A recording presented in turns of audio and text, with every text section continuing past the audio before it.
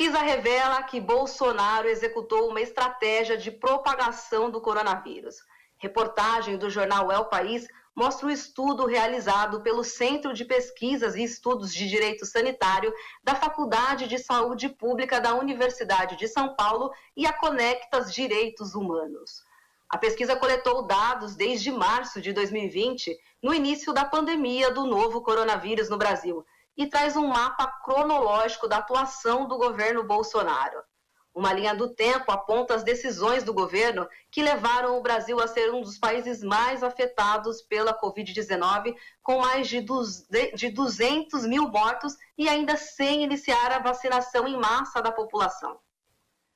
A Anvisa decide hoje sobre a liberação de mais de 4 milhões e 800 mil doses da Coronavac. A vacina chinesa é produzida pelo Instituto Butantan. No domingo, a Anvisa liberou o primeiro lote da Coronavac com 6 milhões de doses. E a Índia deverá enviar hoje ao Brasil 2 milhões de doses da vacina de Oxford. A Fiocruz informou que o imunizante poderá estar pronto para aplicação já amanhã, no sábado. E o governo de São Paulo coloca o estado na fase vermelha da quarentena aos finais de semana e a partir das 8 horas da noite nos dias úteis. Apenas serviços essenciais serão autorizados a funcionar aos sábados, domingos e feriados no período noturno. A Grande São Paulo, que inclui aqui a capital paulista, regrediu a fase laranja do plano, na qual bares não podem operar. As medidas entram em vigor a partir da próxima segunda-feira. A ex-presidenta Dilma Rousseff recusou o convite do governador de São Paulo, João Dória, para que ela recebesse a vacina no dia 25 de janeiro.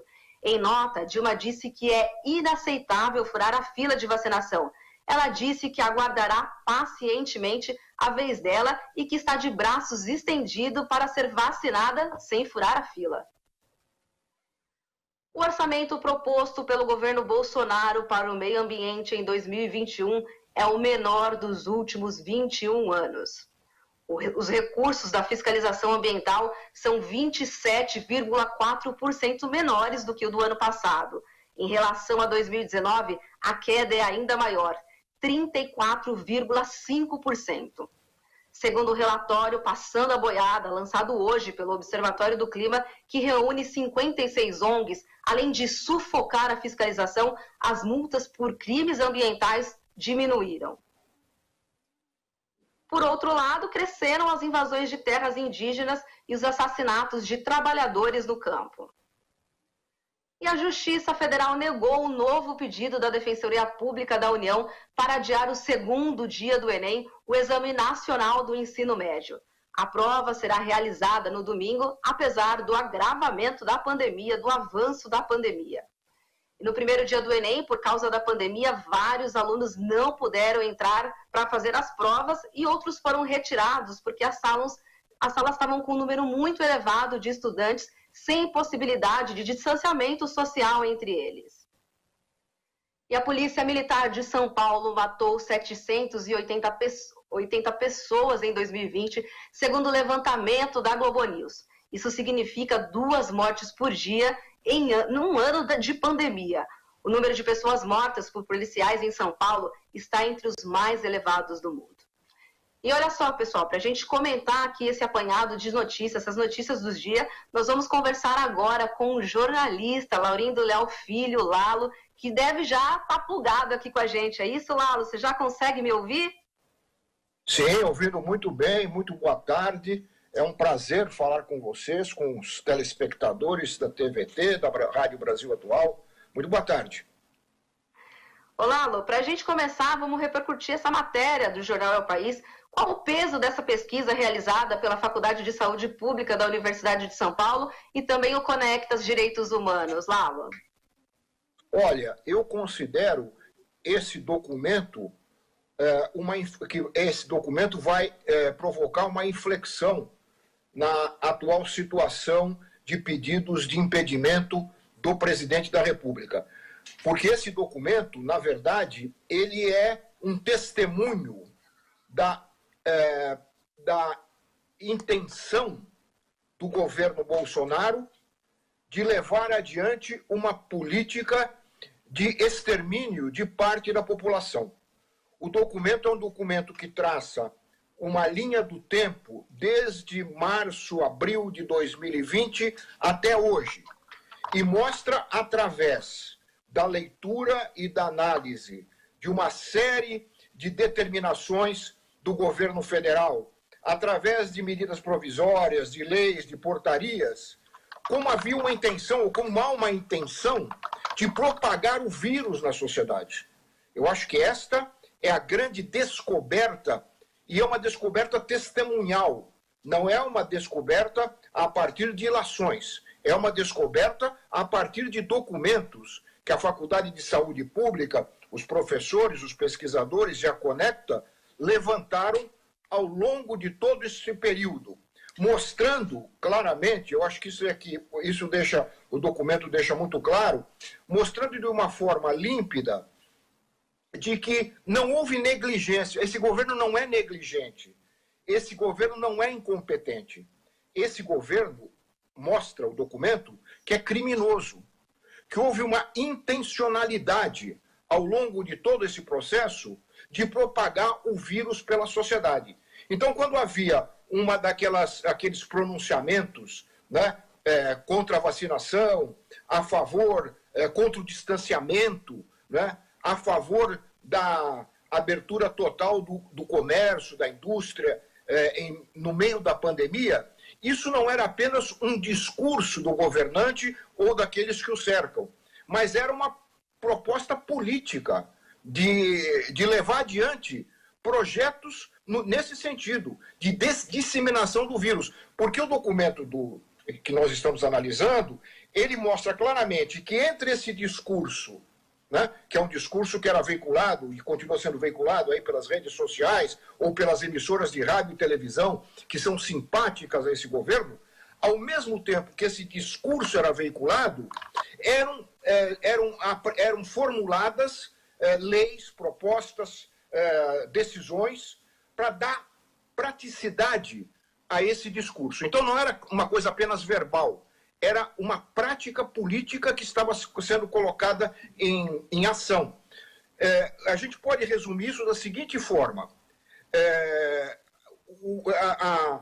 A ênfase toda que era dada na economia por sobre a necessidade de cautela da sociedade, das pessoas em geral, diante do vírus, essa ênfase na economia, ela, como eu disse antes, não era algo negligente, era algo premeditado, né? Se estava fazendo uma política que levava em conta, e aí que é o resumo, a ideia de que haveria aquilo que eles chamam que estariam sendo preservados, né? A ideia do gado, né? Do gado que seria uma parte dele não contaminado e a partir daí o resto da sociedade não seria contaminada. Ou seja, uma parte da sociedade morreria, não haveria nenhuma dúvida, mas a outra parte não seria contaminada. Esta foi uma política colocada em prática e que leva hoje a essa situação dramática que nós vivemos. Quer dizer, uma política criminosa, uma política que se sustentava na ideia da morte. As pessoas precisam morrer. E vão morrer, diziam eles, 30 mil. E está tudo bem, morreriam 30 mil. Só que morreram já hoje mais de 200 mil. Né? Não que fosse justificada a morte de 30 mil, mas essa era a política que foi colocada em prática, continua sendo colocada em prática por um governo que, neste momento, apresenta todas as condições para ser apeado do poder através do impeachment. Tanto é que os jornais conservadores, a mídia hegemônica brasileira, está aí o Estadão, a Folha de São Paulo, já em editoriais desta sexta-feira, apoiam o impeachment do presidente da República. E porque os dados são irrefutáveis. Não há como não defender a ideia de que este governo não pode continuar matando a população brasileira, sem uma política que contenha o avanço do vírus, que nós não sabemos como ele se desenvolverá a partir dessas novas mutações que já estão sendo observadas em alguns países da Europa. É preciso haver medidas urgentes que coíbam esse avanço. Agora, esse governo não tem condições, repito, não porque ele é incompetente, mas porque ele tem uma política que é de disseminar o vírus na sociedade. Quer dizer, um governo criminoso que já tem todas as condições legais até, é bom que se frise, condições legais para ser apeado do poder através de um impeachment. A responsabilidade agora está nas mãos do presidente da Câmara, que passa a ser, e que já está sendo, corresponsável por essa situação.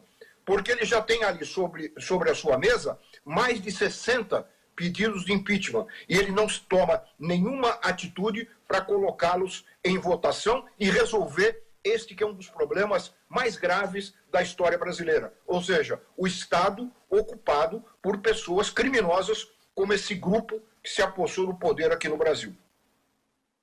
Você descreve essas ações aí, esses cometimentos de crime, mas na sua avaliação, Lalo, falta vontade política? O que falta para que esses processos de impeachment realmente avancem e a gente tenha aí um Brasil com mais capacidade de recuperação?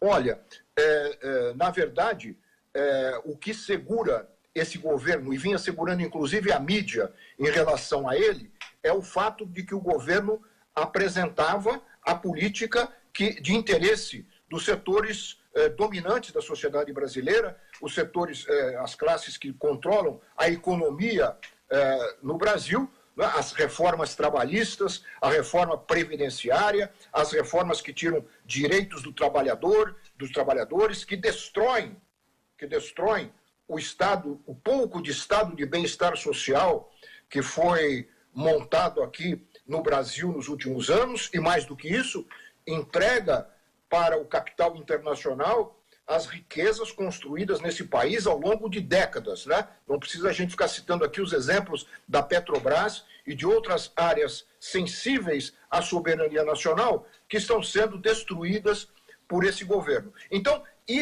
esta política econômica é que dava, ou que vem dando até agora, sustentação a esse governo. Mas,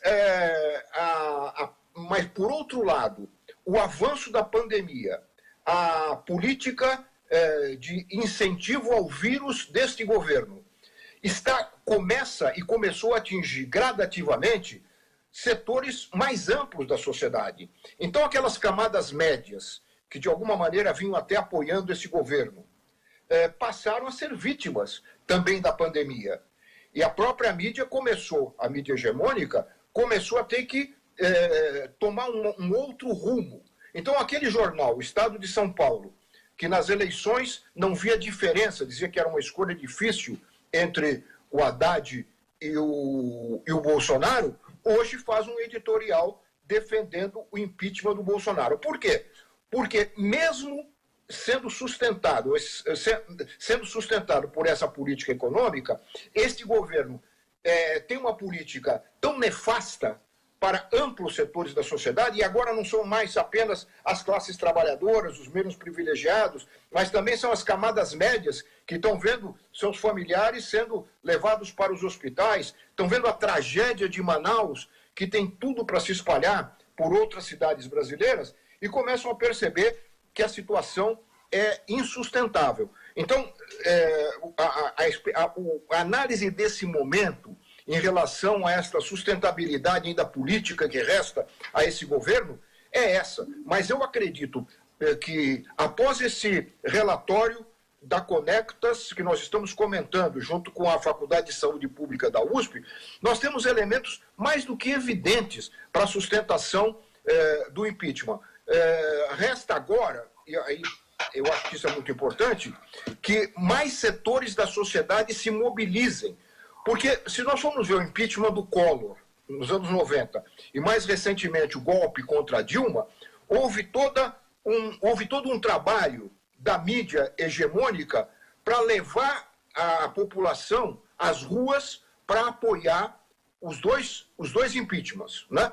Neste agora, devido à pandemia, isto ainda não ocorreu. Mas a tendência é que, diante da situação tão caótica que nós estamos vivendo, isso venha a ocorrer. Tanto é que amanhã, sábado, nós já temos carreatas. Apesar da pandemia, nós temos carreatas marcadas para inúmeras cidades brasileiras, cidades grandes, cidades médias, que mostram que há um descontentamento cada vez mais generalizado da população. E essas carreatas são em prol do impeachment. Então é importante nós repararmos nesses movimentos que se combinam, inclusive, com a pesquisa que foi divulgada ontem, hoje, pela revista Exame, eu tenho aqui o dado, que a aprovação do governo Bolsonaro caiu nesta semana, depois dos acontecimentos de Manaus, de 37% para 26%. Quando chegar nos 20%, dificilmente o governo se sustenta. Eu estou chamando a atenção para isso porque tem que haver uma combinação entre a ação política institucional, né, no Congresso Nacional, e a ação política nas ruas, na sociedade. A pandemia, ela tem dificultado esse avanço.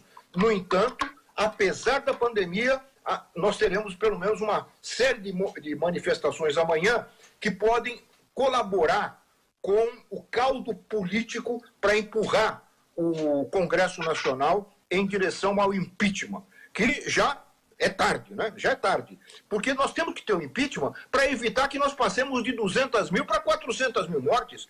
O impeachment, hoje, nesse momento, é a salvação de dezenas e centenas de milhares de vidas nesse país. Só o impeachment evitará um massacre maior ainda na sociedade brasileira. Tá aí os esclarecimentos do jornalista Lalo. Lalo, muito obrigada pela sua participação, tá bom? É sempre um prazer falar, te ouvir aqui na Rede Brasil Atual, na TVT, no Bom para Todos, tudo bem? Eu que agradeço, um grande abraço para vocês. Nós conversamos aqui com o jornalista Laurindo Leal Filho, Lalo, professor da ECA USP, tudo bem?